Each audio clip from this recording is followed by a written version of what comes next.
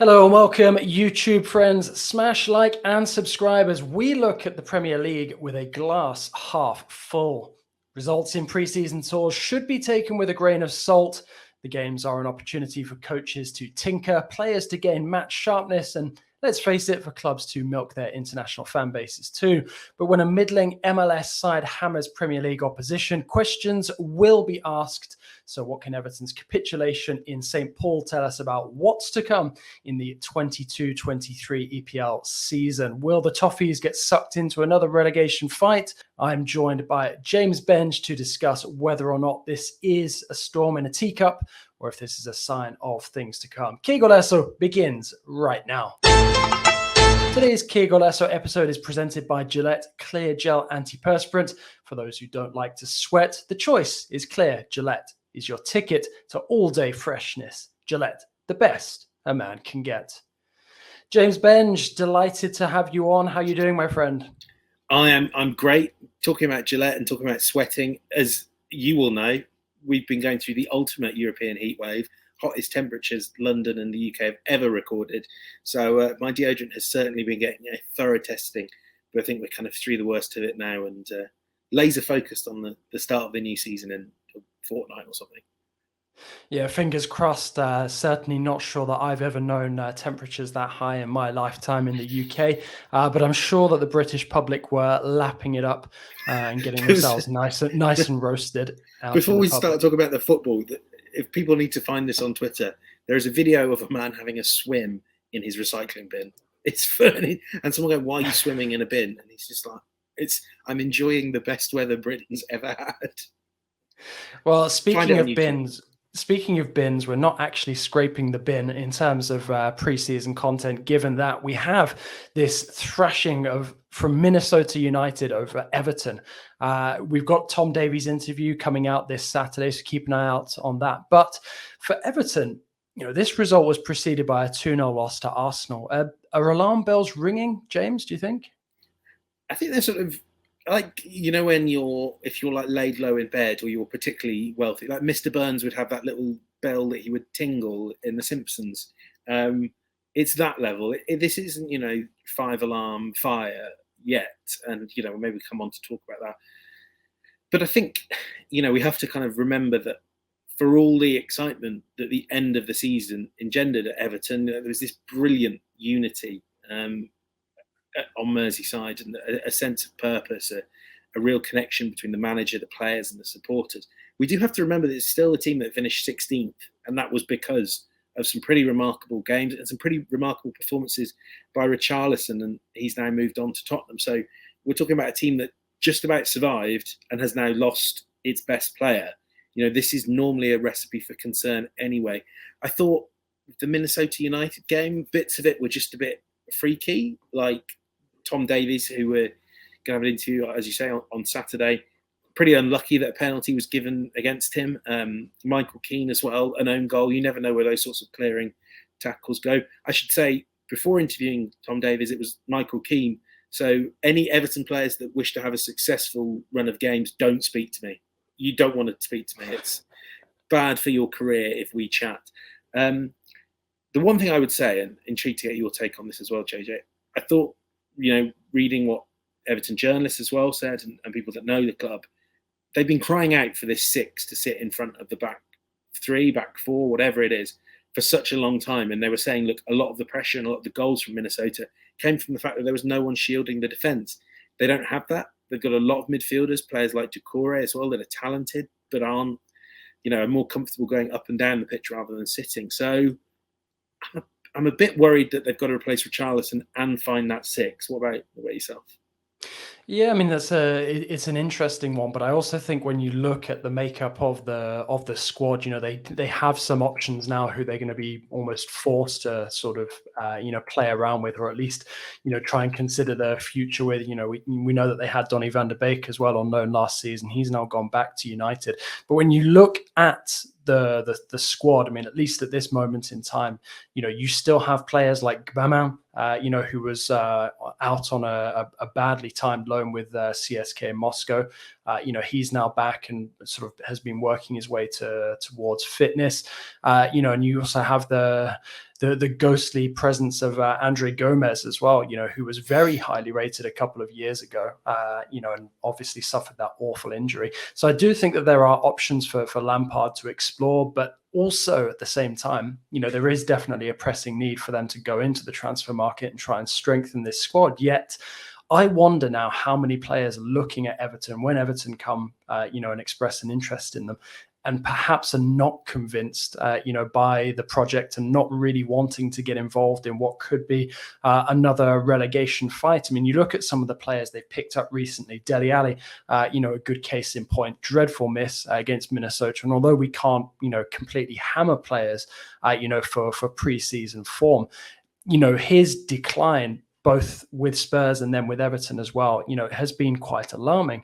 Now, that we can look at in an individual way in a minute, but sort of across the board generally, this Everton squad is almost now a mismatch of players, who have sort of, dropped off massively. Yes, okay, have a point to prove, but, are majorly low on confidence. And that is not good, I don't think, when you've just come out of a really bitter relegation battle that they managed to survive by the skin of their teeth almost. I mean, for you, do you really think that the kind of quality of additions that Everton would need, to improve on last season's finish, are actually going to want to consider going to Goodison Park at this moment in time, especially when there's, a lack of certainty as well about the club's future as a whole? You've hit the nail on the head there. Prime example of this, Armando Broja, this really talented young striker, had a great season on loan at Southampton. And it basically came down to, from what I'm told, Everton or West Ham. 3-4 years ago, that's not a debate. He'd go to Everton. 3-4 years on, now it's not a debate. You go to West Ham. And, that materialised very quickly. And I think that would be the case with a lot of players. Look, Everton has become a place to go to decline. And we can run through the list of players here. Wayne Rooney came on his decline. Abdoulaye Doucouré as well. Dele Alli, as you say, it's a prime example. Everton can't be a place for rehabilitating reputations. And Donny van de Beek and getting back into form, it doesn't work more often than not. How many players would you say have improved since making big money moves to Everton? I think, there are. I like James Tarkowski as an addition. Obviously, he's played with Michael Keane and played very well together a long time back ago at Burnley. They've got good defensive quality, and I think one thing I would feel reasonably confident in is their ability to maybe shut up shop if that's what Lampard wants to do when it comes to Premier League games. But as you say, Everton are going to need to rethink the way they recruit. I thought Mikalenko did. As much as it was a big risk to lose Luca Digne, your top chance creator from left back to Villa, I thought from Everton's perspective, kind of cashing in on him before he got too old, bringing in Vitaly Mikalenko, I thought that was a really smart move. I think there's lots of things they could do like that. The tough thing is, under the Farhad Moshiri regime, you've paid big wages to get people that are names, Allen, Doucouré, all these players. So hard to move on because they're not doing well.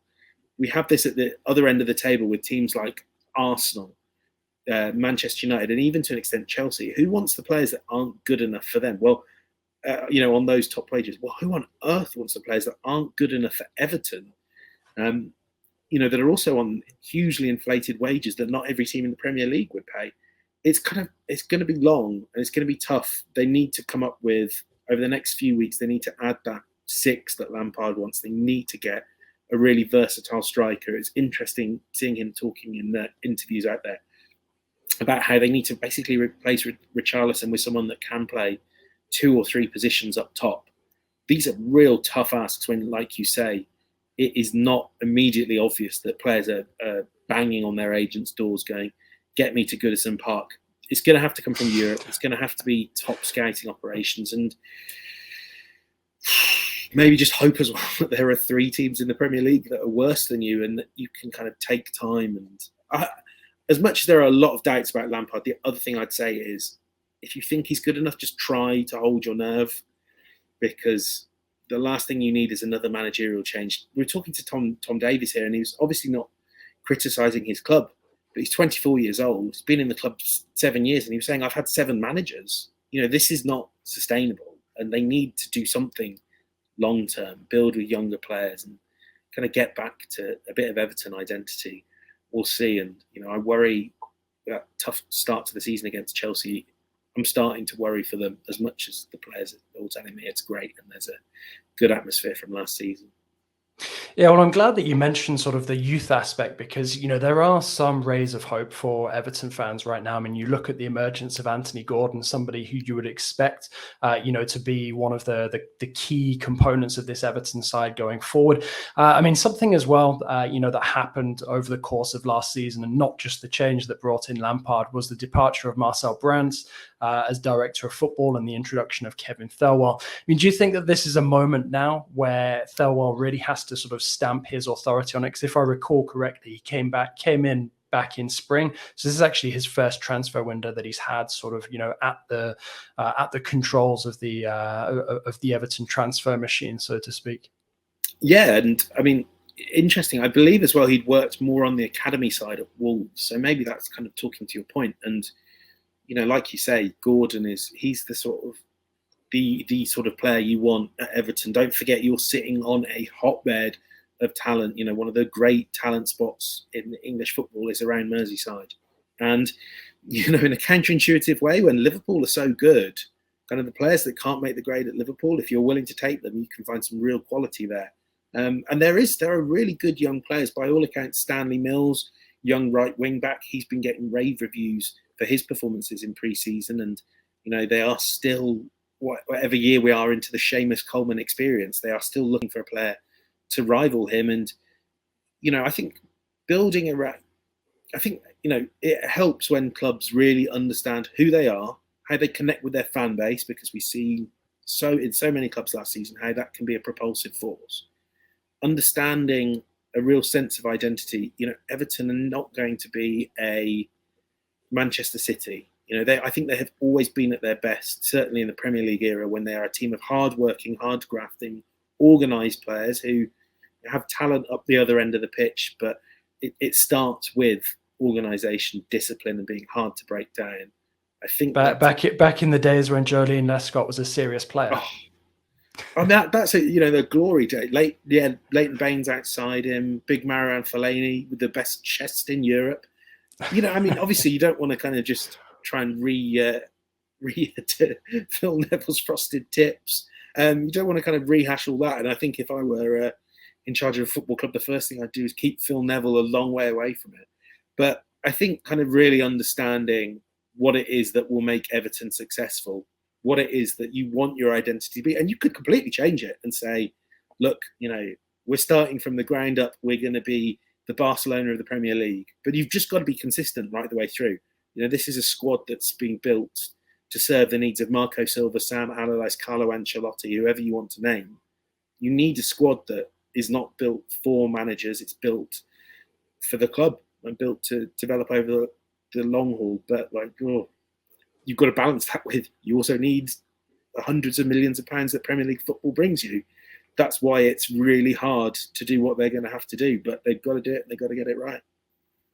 Yeah, I mean, you mentioned as well the importance of deciding whether they're going to stick with Lampard or not. I mean, I think it would be ludicrous, a kamikaze move at this stage to sort of be thinking about axing Lampard, with the season just about upon us. You'd have to assume that he's going to be given a couple of months to, see how the team start the season. And if it looks like it's going to be a repeat of last campaign, perhaps he'll be, in troubled waters come sort of the end of the year. But I think there has to be some sort of blueprint. And, if we're looking at Lampard's career as a manager so far, perhaps we're best off not looking at what happened with Chelsea, but actually looking at what he managed to achieve with Derby, and how he actually got, sort of the best out of them before Derby, unfortunately, suffered the ignominy of dropping into League One in very testing financial circumstances. And obviously Rooney, ended up sort of making his early steps in the managerial world in that difficult environment. But I think for Lampard,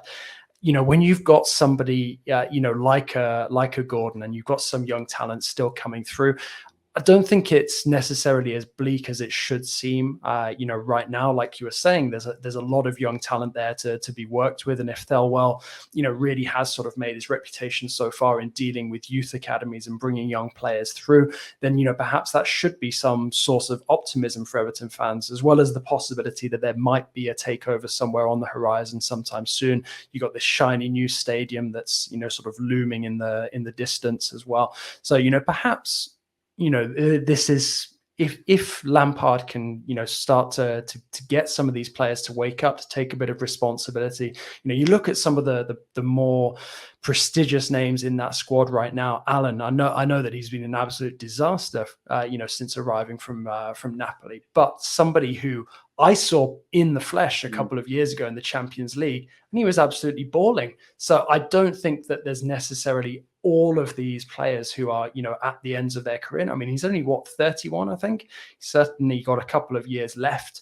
Maybe the Premier League is not the best fit for him, but, I still think that he has, something to give, and players like these, I don't think it would be unreasonable for Lampard to be demanding more from them, a greater level of consistency and sort of more coherency on the pitch. And then when you look, at some of the other players who have a lot of Premier League experience, Andros Townsend's, surely, Everton should be capable of keeping themselves away from that relegation battle.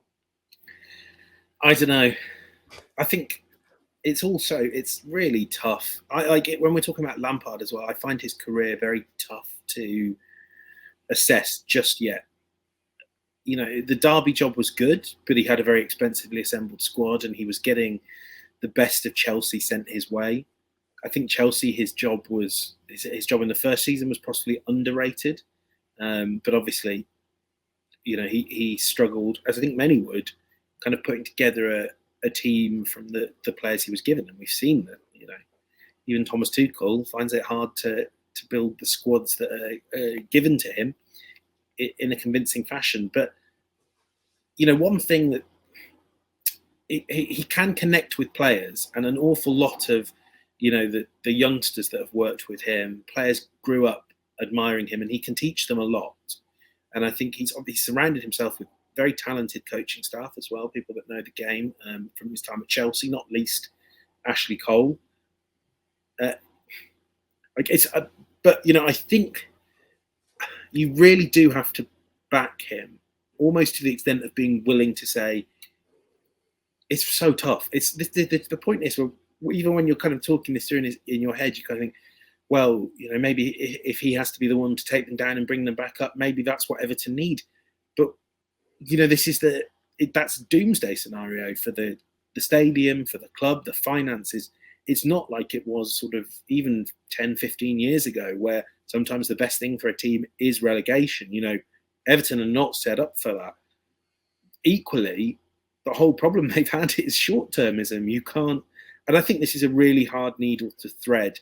I hope our editor Mike Goodman isn't listening to this, because it feels really bleak, and it shouldn't, because as you say, there's talented players. I mean, if they can just get Dominic Calvert-Lewin back to his old self, if Anthony Gordon kicks on, like you say, if Alan sort of is 80% of the player he was at Napoli, good players across that team, but there's good players in every Premier League team now, so it's going to be tough. And I don't know what I think about them, which is a fiddly one, because I know we've got to eventually come on to talk about who we think is going to get relegated. Yeah, absolutely. Well, we don't want to upset the Carlo Ancelotti of the editorial world, Mike Goodman, our dear commander-in-chief on the written side of things. So, unfortunately, a lot of that is very familiar to me as a Villa fan, having seen Villa suffer pretty much exactly what we've seen been playing out with Everton for the last couple of years now. Fingers crossed it doesn't get as grim, for them as it did for Villa. But, they do still have time to turn it around this coming season. The soccer calendar knows no breaks, so it's always all systems go here on Qué Golazo. Staying on top of the global game is an all-day gig, and then there's the added stress of being a helplessly loyal fan who obsesses over every minor detail concerning my club. Throw in on top of that the studio lights, the public speaking, the breaking news, and there's a recipe for perspiration. But not for yours truly. Fortunately for me, sweat and bad odors are two things I never have to worry about. Thanks to the long-lasting power of Gillette Clear Gel Antiperspirant, I can get on with my day, which mainly involves staying on top of the latest Aston Villa news and telling myself that it is strictly for work purposes only, without even breaking a sweat. Gillette Clear Gel Antiperspirant goes on with an anti-white mark formula and protects your nostrils from those nasty under-armpit smells while giving you 72-hour sweat protection. If you want all-day freshness, the choice is clear. Gillette Clear Gel Antiperspirant is a tap-in. Call to arms, get your Gillette Clear Gel Antiperspirant at a store near you. All right, James, well, like you said before, we're going to delve into the relegation fight now, looking at some of the newly promoted teams and whether or not we're going to see the likes of Everton scrapping for survival once again. So let's start with the teams coming up from the Championship. So you've got Nottingham Forest, Bournemouth, Fulham. Straight off the bat, do you think any of the three have done enough so far in the transfer window to make you confident that they're going to stay up? Obviously, Forest, I think, probably the busiest out of most of the Premier League teams so far, let alone the three that have come up. Every time you just look away for a minute, Forest have signed someone else, and these are really good players. I'm just looking at the list now, so I'll throw you some of the highlights. Dean Henderson on loan from Manchester United. We've seen a really good goalkeeper. Taiwo Owayini and Musa Nikate, both from the Bundesliga. Omar Richards as well. Nico Williams is fantastic. They've just brought in Harry Toffolo and Lewis O'Brien, really good players from Huddersfield. And as we're talking, they are in talks with Jesse Lingard. It's brilliant, isn't it? Except, I don't know about you, Jonathan, but I'm trying to think of the last time a team, newly promoted team, was so roundly praised for their acquisitions. And my mind goes back to, you remember that first time of and we're now on the third, the first time Fulham came back to the Premier League, and they were picking up Jean-Michel Seri, who'd been linked with Arsenal, and they were picking up, every name you could come to. Sergio Rico as well, I want to say, correct me if I'm wrong. Superstar goalkeepers, superstar players. Dubious as it is to praise any team for signing Sergio Rico. Yeah. Well, but we, particularly in England, we go, oh, they've got a goalkeeper from PSG. He must be decent. How little we knew. One of their 9 senior goalkeepers. Zambo Anguissa as well, who actually very good player. But you kind of throw all these together in a cocktail, and it was a disaster. Now, I know some people at Forest, and I know they're very, they will be very conscious of this, and this will all have been carefully planned. The senior people there will have had, on the playoff final, they'll have had the plan for if they don't get promoted and the plan for if they do. And it's great to see this ambition. But, you're asking a lot of a fantastic manager in Steve Cooper to get this all together quickly. I think it helps that these are signings that are being made now rather than in a month's time, which I think is something that happened a bit more with Fulham. Maybe we can go on to talk about the other two. In the end, it's probably better than, I'm going to criticise Brentford for not having done enough. And I'm going to criticise Forest for having done too much.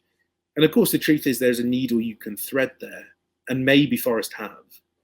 And certainly I think it's better to try too much than not enough. But I don't know about you. Does it feel like too much?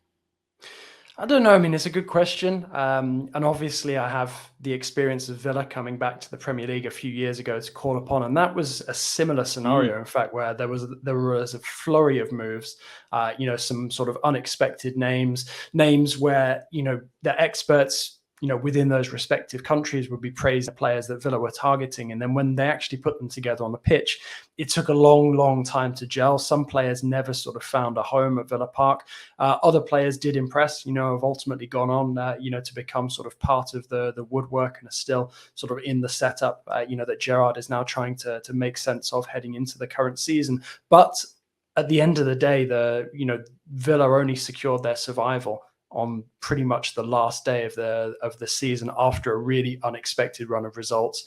And there was a period where yes, some dodgy VAR as well. And there were periods where we were asking, if that business had been sort of too much, if too much had changed. And then you look at some of what's going on at Forest at the moment. And I mean, I know that he wasn't maybe in his best form last season, but you've got guys like Joe Lolly, being pushed towards the door quite unceremoniously. I know there's been a lot of criticism of that.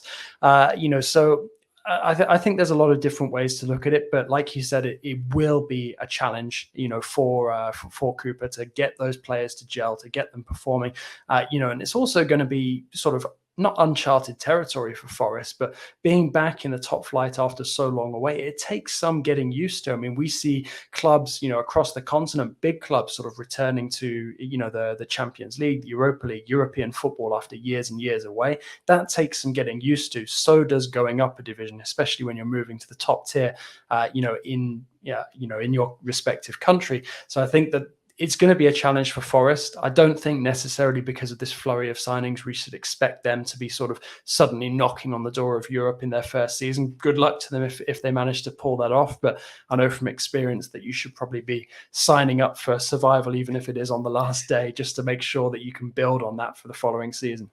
Although Brentford, I mean, this is the counter you might make is that, we've got Bournemouth coming up, pretty known quantity in terms of their players, their manager, and they're not adding a huge amount. Fulham, same. But, you could compare a Forest maybe to, if this recruitment is good, could they be a Brentford that come up and, they've got a good manager. They don't fear it. They've been waiting for it. The City ground, I'm so excited. I've never actually been at all. And I'm so excited for the first time I get to see a Premier League game there because that atmosphere will be something else and it will win them points early in the season. Maybe that's what they need. I mean, like you say, there's this balancing act between the new signings makes you think, well, it'll take time for them to gel. But if they can just harness in those early weeks, if they can just harness this sense of momentum that they built at the back end of last season, if the new players can buy into that, they can fly out of the blocks. But I certainly feel more confident about them than I do about the other two. I mean, briefly to sort of hit on Fulham because, I've been doing a little bit of reporting around some of the transfers there. It's been said kind of quite widely that Marco Silva is not entirely happy with the business that's been done.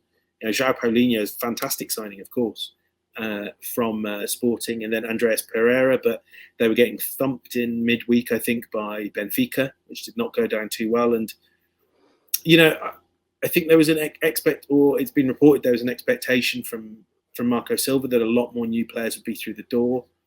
Someone like Bernd Leno, it seems like there's a little bit of frustration on all sides that this deal isn't being done, especially from Leno. And they need that sort of number one goalkeeper. I think he's someone they thought could improve him a lot. It's been over a month since they first initiated contact with Arsenal and no progress there. These are the one thing we just said about Forest. If you've got these players in early and you're working with them in pre-season, that's really going to suit you.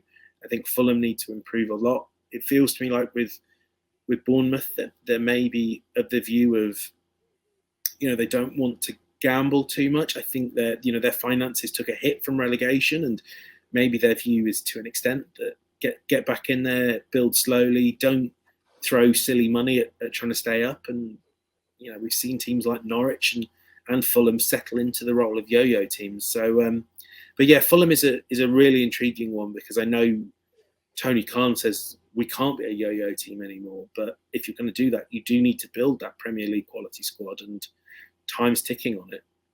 I mean, do you think the players who could potentially join Fulham, are looking at that at the moment being, well, judging by their last couple of seasons, they've come back up to the Premier League, so logically they're going to drop back down, and then I'm going to have to face the following season fighting my way back up, or maybe moving on somewhere else. Do you think that's perhaps behind some of the hesitancy from some of those players?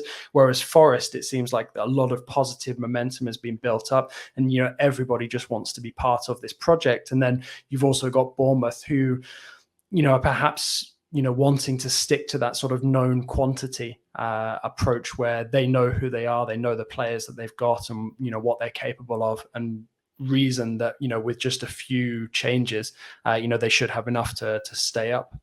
Yeah, I think with Fulham, there can be a little bit of that. I get the sense of a team, and I'm not there week in, week out, so I certainly can't say for certain, but I get the sense of a team that maybe just sort of lacks that core. I mean, you've got guys like Tom Kearney, who's kind of the club captain. He's been there a very long time, was really key in getting them to the Premier League, but then seemed to drop in and out. I mean, Tim Ream, he's, very long serving, but I wouldn't expect him to start when they're in the Premier League. If he is, it's probably not a great sign. So then kind of end up with Mitro. Love him. He maybe is seen as a bit archetypal of Fulham, too good for the Championship, not quite good enough for the Premier League.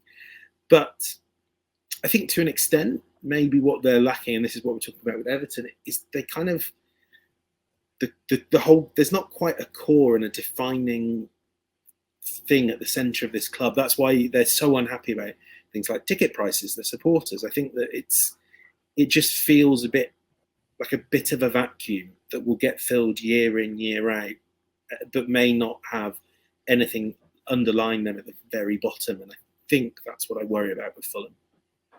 All right, well, then if we're feeling sort of confident about Forest and a bit wary about Fulham, where does that place us for Bournemouth, do you think? Kits are nice. I do like the look of that kit. It's got little lightning bolts. They've not added much of late. It's a good team, but I don't look at them. I think at the moment they look like they're going to go down unless they can really strengthen over the next few weeks. All right, the choice is clear, presented by Gillette Clear Gel. So the big important question: which three teams will clearly be relegated from the Premier League this season, James? I was really hoping you'd go first on this. Bournemouth is one, and I think that they'll be 20th for me. I think Fulham are going to fight hard, and it wouldn't shock me if they stay up, but I think they'll go. I'm leaning towards Forest surviving. So that then leaves me with a big mass of teams. And you have to put Everton in that mix for the reasons we were discussing. They need to strengthen. I think the others, Leeds, obviously, they just stayed up on the final day, and we have to say they've lost their two best players in Rafinha and Calvin Phillips. But I really like the recruitment they've done, not just because it's so American. Brendan Aronson, Tyler Adams, Luis Sinistra. There's good players there. They've added a lot of quality. Rasmus Christensen as well from Salzburg really played well in the Champions League when I've seen him. My wild card dark horse might just not quite make it. Brighton. Losing Basuma is going to be a hit. I suspect, as we're talking now, City have had that first bid rejected for Cucurella. I think if they really want him, they'll get him. They haven't quite solved that centre-forward issue, and I always worry that there'll just be one season where the goals from elsewhere won't kind of make up for the absence of a really top striker. I don't want to lose Brighton from the Premier League because it's a grand day out. It's always they're a great team. They've done things in the right way. They're my wild card. But I think at the moment, as we speak right now, on July the 21st, there's a long way to go yet, even in the transfer window before we get started.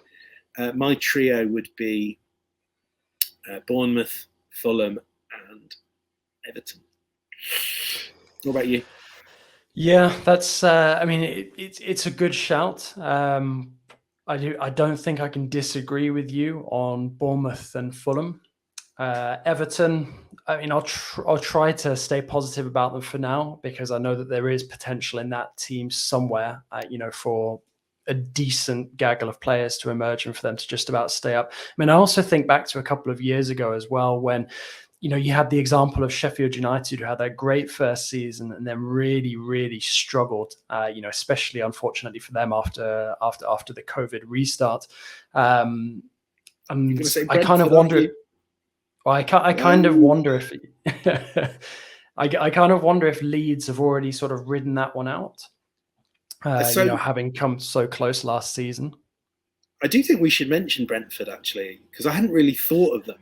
But what we're forgetting is they've lost an actual world-class player, I would argue, who was one of the best creative players in the Premier League last season, and they will not get another player like him. And when he joined, they were sinking fast, and then they eased to safety. But they did it by having one of the best players in the Premier League. And unless Kevin De Bruyne really likes the Brentford Community Stadium, and I couldn't blame him, that's the level of player they need to find to replace Eriksen. So I just thought that we should throw them into the mix as well.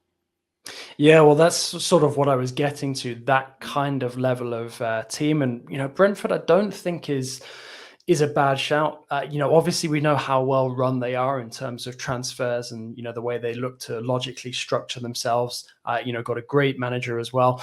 But sometimes it's not enough. And I'm not saying that Brentford are necessarily right here and now going to be the team that drop down. But I do think that they're in for a tough season, unless they can pull some rabbits out of the hat late on in this transfer window and strengthen, or potentially have a very good winter window. We'll see how the first half of the season plays out. But for me, I think that Brentford could be sort of a dark horse to get sucked in there in the same way that you reckon that Brighton, depending on their business and potentially the way that they start the season, could also be dragged into that fight. I think it's difficult to see too many other clear candidates. Maybe I'll be made to look stupid for thinking that Everton might be able to distance themselves from, that pack of teams fighting to survive. But at Brentford at this moment in time, I do think there is a lot to be said for finding it a lot tougher the second time around, to really pull yourself clear of relegation. There are very few teams that sort of manage to master the art of staying up in the way that Burnley did for so long before ultimately succumbing to it. So, I don't think that there's any sort of magic formula aside from, strengthening with really quality elements. And like you said, when you lose one, who has the potential to really be a cornerstone of the team, and to see him go, to one of the leading lights of the league, well, dubiously, we're calling them a leading light, Manchester United. It's obviously must be galling for Brentford, and it's difficult to locate even in Europe. Looking at some of the smaller teams, for a player who might want to, make a move, make a springboard. You even got someone like Manor Solomon, looking at Fulham, rather than a Brentford. So ultimately, I don't think it's necessarily clear between us. I mean, at least we're clear on it being Bournemouth and Fulham, but who will be that? Who will be that third team? I think for me, I'm not going to be able to join you with Brighton or Everton. I'm going to go for Brentford at this moment. I have to say, I think you've talked me round on them, and with a heavy heart, because the only thing I want in the Premier League is more teams from London. I think it might be Brentford. I like that as a choice. All right, well, there you have it. The choice is clear. Bournemouth, Fulham, and Brentford are our three picks here on the 21st of July. So well in advance of the Premier League starting, and surely enough time for all three of them to prove James and I massive buffoons for sending them down this early. So thanks very much for listening to Qué Golazo. Please take a minute to nominate us for Best Sports Podcast in the People's Choice Podcast Awards. Link in the description. We're on Apple Podcasts, Spotify, Stitcher, anywhere you listen to podcasts. We're also available as videos, so subscribe to us on YouTube. James, any final thoughts before we sign off? I'm just really glad that no one has mentioned Arsenal as a potential relegation candidate, because 3 games into last season, people were definitely doing that plenty. Yeah, well, fingers crossed it's going to look slightly more upbeat for you this coming season, and return to the Europa League beckons as well. We know how much you love that, so something to look forward to, at least from an Arsenal point of view. And Villa grinding out the wins in Australia have got me dreaming of 7th place or better already in the Premier League. But we'll see if Steven Gerrard's master plan actually materialises into something on the pitch, or whether he was dependent on Mr. Beale, who's now taken the QPR job all along. It'll be interesting viewing either way. Anyway, thanks for joining me, James. Always a pleasure. And thank you, everybody, for tuning in. Until next time, it's goodbye from us.